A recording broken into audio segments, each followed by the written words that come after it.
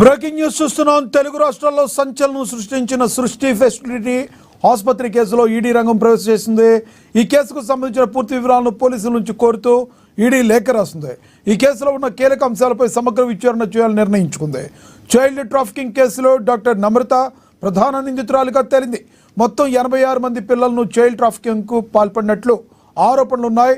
Surrogacy పేరుతో అక్రమంగా పిల్లల వ్యాపారం కూడా చేసినట్లు ఈడీ అనుమానాలు వ్యక్తం చేస్తుంది. అయితే విచారణలో భాగంగా సుమారుగా 40 కోట్ల రూపాయల మేరకు హవాలా రూపంలో లావాదేవీలు జరిగినట్లు ఈడీ అనుమానం వ్యక్తం చేస్తుంది. తెలుగు రాష్ట్రాల్లో మధ్యవర్తుల ద్వారా ఈ ఆర్థిక లావాదేవీలు జరిగినట్లుగా ప్రాథమిక సమాచారం.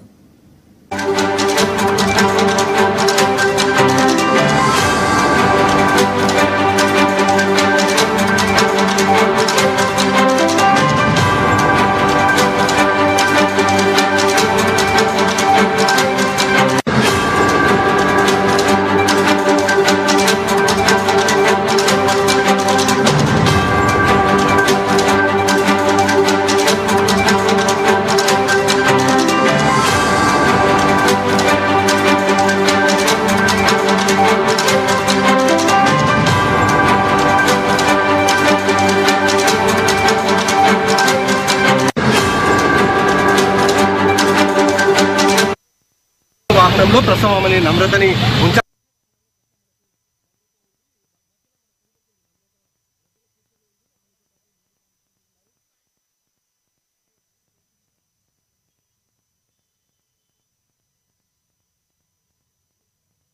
(2029) సంవత్సరం నాటికి పేదరికం లేని సమాజమే లక్ష్యం